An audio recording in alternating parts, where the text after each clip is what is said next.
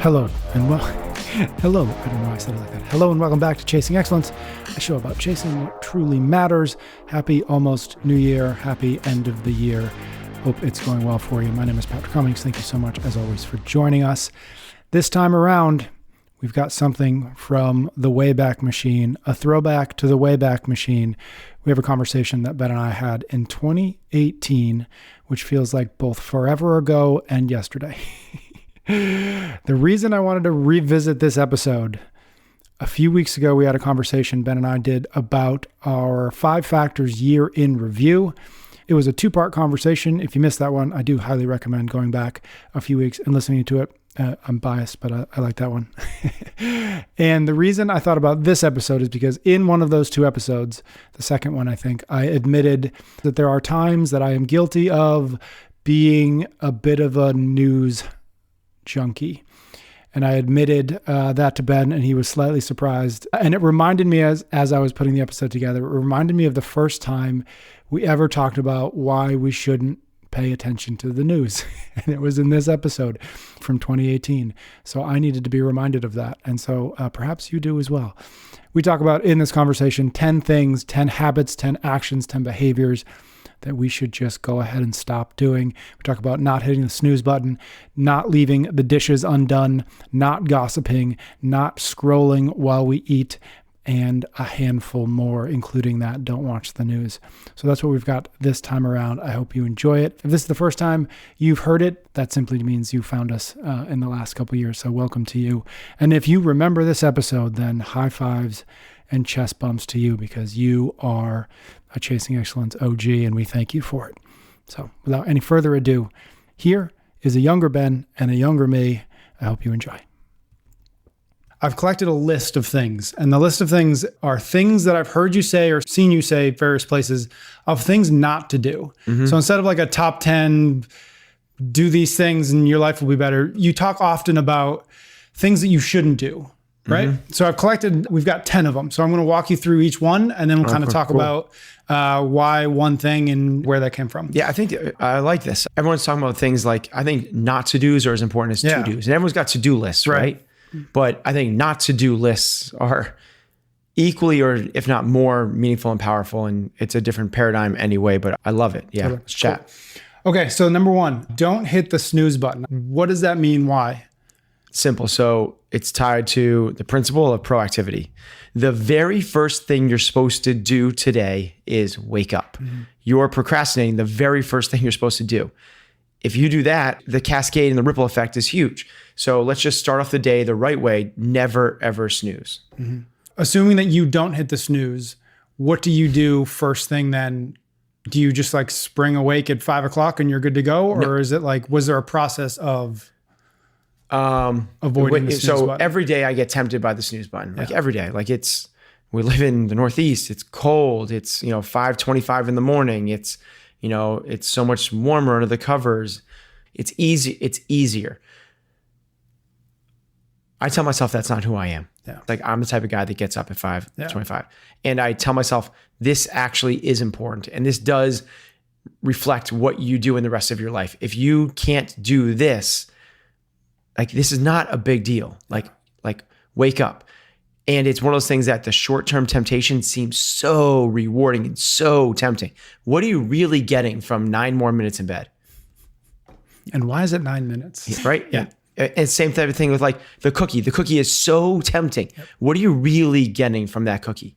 The long term, you're gonna be so much happier later on when you just like create the habit of, I don't eat cookies. When you create the habit of, I get up at 5:25. Yeah.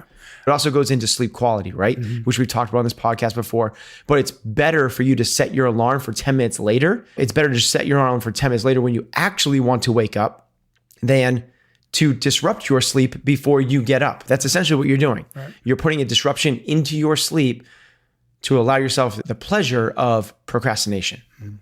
Sleep quality matters. Sleep is as high quality as you can until buzzer goes off. Okay, cool. Number 2, don't get mad in traffic. So this is, I can't imagine you getting mad in traffic, but yeah, I don't. And with that at traffic, it's like, it's a microcosm for everything else, right? It's a saying I say, but if you get mad at traffic, you get mad at the weather. If you have a person with road rage, you are missing like what are things that you have control over? It's like the circle of control principle. Like if you are a type of person that gets mad at traffic, I'm telling you right now, you're not living as productive a life as you could. The easiest way to change your mindset is to recognize what you have control over, what you don't. You don't have control over the traffic. But what you do have control over is how early you leave for something, creating a buffer to make sure that if there is traffic, I'm still not late. Oh my gosh, there's traffic. Another opportunity, extra 10, 15 minutes for me to call my mom, listen to that podcast, think in deep meditation, whatever it is. So the don't get mad at traffic is just a saying I say for the fact that like, let's figure out what we actually have control over. Yeah. Related, I'm skipping down the list a little bit. Don't show up late. Okay. Since you just mentioned. Yeah. So don't show up late. It's, to me, if you're late to something, you're selfish. What you're saying is my time is more valuable than yours. So if you're to work, right? Obviously that's a huge one. Like that goes without saying. To a plane, like I get it. Most people aren't late to those things, but what they are late for is want to go for a run with me tomorrow morning at 6 a.m. Let's go catch coffee. The reason you're not late for the plane, but you are late for the other ones is because you're saying those aren't as important to you. And what you're saying is my extra time is, I'm not willing to invest in the time to create the buffer, to create the timeline to make sure I am on time for these things. Now, if you're chronically late for everything, and we know some people that are, if you're late for the plane, then it's a matter of trying to figure out what a lot of people, I don't know if this is a podcast about like how to fix these things, but the first one is creating the buffer. Yep. So you have to have the buffer in place, which is, okay, because this is what people do. I made it to Logan Airport once in 25 minutes. So it takes me 25 minutes to get to Logan. Right. Because I made it there once in that time. Usually it takes me 30 to 32 minutes. And a lot of times it takes me 45. And there are times it takes me an hour and 15. So how long does it take you to get to Logan Airport? It takes you an hour and 15. Minutes to get to Logan Airport. Yeah. Now, if you get there and you get there early, great. Let's go get a coffee. Let's pull out your laptop and relax. But it takes you take the longest one, not the shortest one. Right. And there's your buffer. I guess the number 4, don't tolerate gossip. Okay, so don't tolerate it is high on the list. The first one is don't gossip. Yep. Don't be the water cooler guy that's talking about people behind their backs. The more I read and the more I learn about leadership and the more I try and develop a team, whether it's my staff or the relationship with my wife and my family, everything is built off a few really fundamental principles. The first one being trust. And if we are gossiping back and forth about someone else, what I'm saying subconsciously, or even not subconsciously, what's resonating in my mind is I can't trust Patrick because he talks about people behind their backs. So don't be that guy. Now, the next one is don't tolerate gossip. That takes a level of leadership. That's where you are in a circle and people are gossiping. It's you calling it out and stopping it. And that is, holy cow, Patrick stands up for people when he's not around. I can trust this guy because he is going to defend me when I'm not here. Yep. Number 5, don't watch the news. Okay, so this goes back to the traffic thing as well. It's like politics, what's going on I don't want to say like we can't change the world, right? I don't want to say be ignorant to what's going on in some horrific things that's going on in different countries or the tragedy that happened 2 towns away from you where there was a fire and there's this person being taken to court and the last thing that Donald Trump said, the celebrity news. And as you can see, I'm starting to get farther and farther away from truly important things. Yeah. The news, I think we just have to recognize what the news is.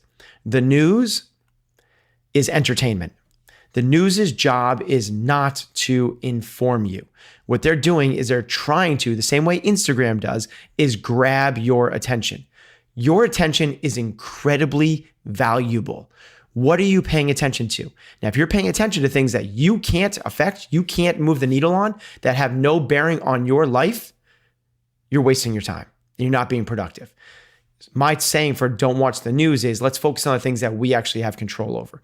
Let's focus on self-development and getting better. Let's focus on the relationships we have in our lives. Let's focus on that project, that side hustle, that thing you want to do, the thing you want to develop yourself into. Focus on the things that you can influence and affect. The news is so far on the other side of that spectrum, it should be avoided at all costs. If you pay attention to the conversations that people have that are news junkies, I'm telling you, they're not talking about things that they can affect.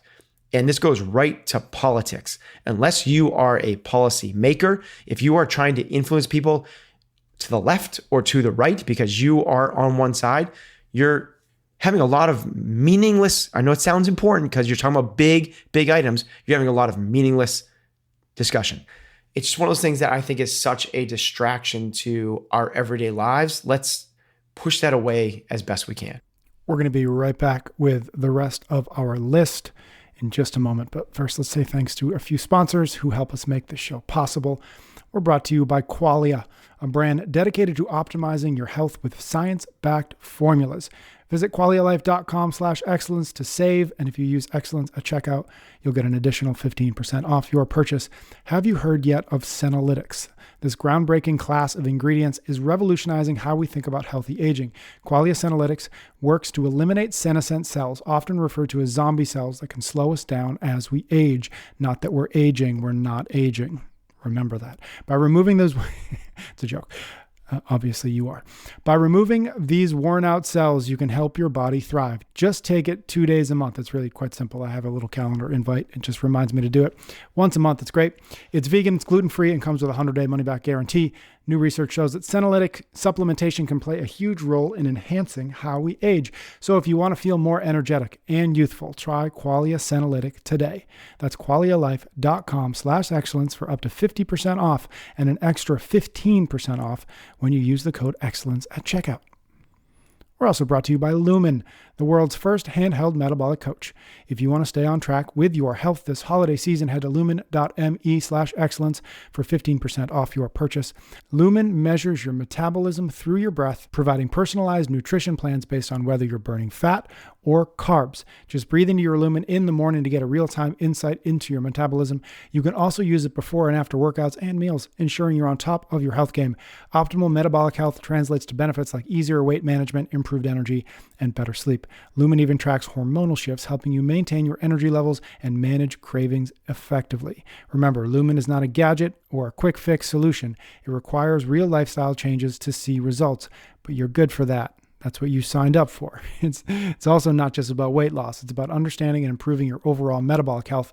So if you want to stay on track with your health this holiday season, and I know you do, go to lumen.me/excellence for 15% off your purchase.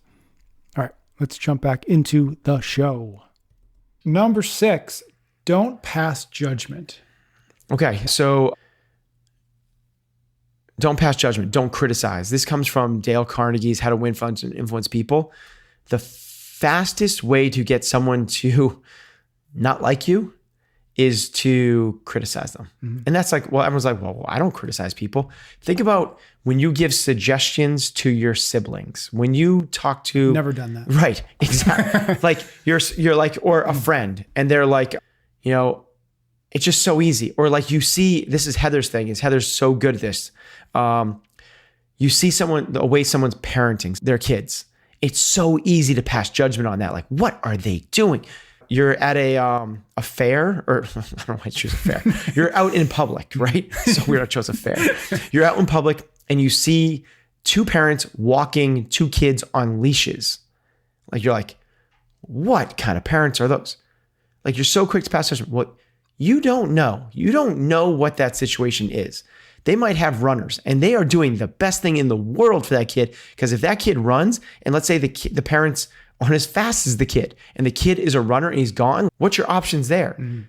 It's so easy to pass judgment on so many different things. What are people eating? How people are moving in the gym? Like, what are people's approaches to life? Like their religions, their whatever it is. Let's not pretend we have all the answers. Number 7, don't eat and scroll. So don't thumb through your phone while you're eating lunch. That's exactly what that is. Yeah. This is about being present. Don't chew and scroll. Don't eat and phone. Whenever you are in a social gathering, here's my take. It doesn't just become exclusive to while you're eating. It's if you are ever with your friends or family or people you care about. Don't look at your phone. Mm-hmm. Here's the deal. If you're looking at your phone, what you're saying, now I know this new generation are just accustomed to it, but what you're actually saying is what's on my phone is more important than you. That's really what's going on there. Mm-hmm. Now, if you are in a doctor's office, if you're in the line at the post office with strangers, yeah, whatever, go for it, rock and roll. Waste some time on Instagram or do something productive, by writing down some notes that are in your head. That's totally fine. But if you're out to dinner with people you care about, if you are in a conversation with people you care about, if you're driving in the car with people you care about, make sure you're paying attention to those people, not being distracted by your phone. Is that something that you found hard to instill? Yeah, of course it's hard. In Maya and Jonah, or even yourself? All of these things are hard. None of these things are easy. That's why we need these principles to live by to kind of get driven back to these things. For the younger generation, it's way, way harder. Now, we're lucky enough that my 2 youngest are really young. They're 6 and about to be 4, so they're not on phones. Maya is about as dialed in a 18-year-old, she just turned 18, as you could possibly imagine. She deleted Snapchat on her own. She's like, I don't have time for this as well. She's a teenager though, right? She spends a lot of time on the phone, on social. Jonah's somewhere in between. He's not quite as good as Maya, but the kids live on it. But it is something you talk to them about. We talk about it. It's an awareness level. The first step to all this stuff is awareness. If you still snooze, but you are aware of what you're doing, step 1, right? If you're an alcoholic, but you're like, I have an addiction and you still drink, cool, step 1. What we don't want to do is be like oblivious to it, or this isn't hurting me. Right. I'm not causing problems. You're an alcoholic, that you are causing problems to your health, your social, your work, and your families and your relationships. You're just not aware of it yet. That's the worst possible place to be. Let's just become aware of these things. If you're like, I'm in traffic and I just need to rage at this. Like, why? Like, okay. And then but as you're doing it, you're like, this is kind of ridiculous. Step 1, right? Yep. Related to the eating and scrolling, don't look at email before lunch. This is the principle. This is first things first. Yep. So what's the most important things? It's funny what we tend to, by default, make important. Yep. We feel like, and this is again, just don't email before lunch, but that's a saying I say just to kind of like later, if it's 11:30 or it's 11 or but here's the deal is it's not just about email. It's about the other stuff. Yeah. So here's the reasons why. I believe that if you win the morning, you win the day. I believe that morning routines are incredibly powerful. And if you put first things first, like keeping the main thing is keeping the main thing. If you say, what is most important to me, and you do these things first thing in the morning, you always have time for the other stuff. And if you don't have time, cool. You got the more important things in. So things like reading, things like working out, things like developing the relationships you have, whether at home or at work, that really important project you have. You might have to dig into your email to work on that project, but let's see if we can avoid that at all costs. If you need to pull that one out, don't get distracted by the others. Yeah. Email, again, is a distraction from the important things in your life. I think we're at number 9. Don't leave dishes in the sink. Okay. Details matter, and don't procrastinate, right? Like every detail matters. It's the same thing with like, don't leave the house without making your bed. And there's a great Naval Academy commencement speech given by a Navy SEAL commander in chief. And he starts the whole thing off with make your bed. That's his number 1 advice to these Naval Academy graduates is make your bed every morning. There's a lot of reasons behind that. I suggest people listen to this commencement speech because it's amazing. But whether it's make your bed or don't go to bed without the dishes, or it's don't go to bed angry with your spouse or whatever it is, the idea is like, finish things. Don't leave half-done projects. Don't leave things for tomorrow. Whatever takes 2 or 3 minutes, just do it. It takes longer to wait and do it later. Also, the second side of that principle is cluttered physical space, cluttered mind. Yeah. If you live in a pigsty, if you live in a place that is not neat and orderly, I promise you, your mind and everything else in your life is not as neat, as orderly as it could be either. Agreed. Last one. Don't wait for perfect. Okay. So what people wait until they're ready to do everything, right? My saying is jump and grow wings on the way down. Like, I'm going to wait until I start writing a book. I'm going to wait until I start that business. I'm going to wait until I get in shape before I start taking CrossFit. That's like saying, I'm going to wait until I learn how to play guitar before I take guitar lessons. Mm-hmm. Just start. Anything that you want to do, just start, just do it. You will learn more by doing and making mistakes, and you will be farther along than if you wait, try and make it perfect, or forget about perfect, really, really good. Mm-hmm. And there we go. It's a Seth Godin saying of ship it. Yep. Like once it's out there, don't rewrite it and rewrite it and rewrite it and play this game like I can't wait till it's perfect. Just ship it. Yep. And you can iterate later on. It's in the Silicon Valley world, it's the MVP. It's a minimal viable product. It's the opposite of what the old school practice of launching a business was. Let's do all the market research. Let's figure out everything we can. Let's make this product as perfect as possible. And we're not going to put it out there until it's perfect because we don't want the backlash. That's not the way it works now, particularly in software. Yeah. Now it's what's the minimal, the tiniest little thing we can do, knowing there's tons of imperfections, tons of mistakes. Let's launch that to the marketplace.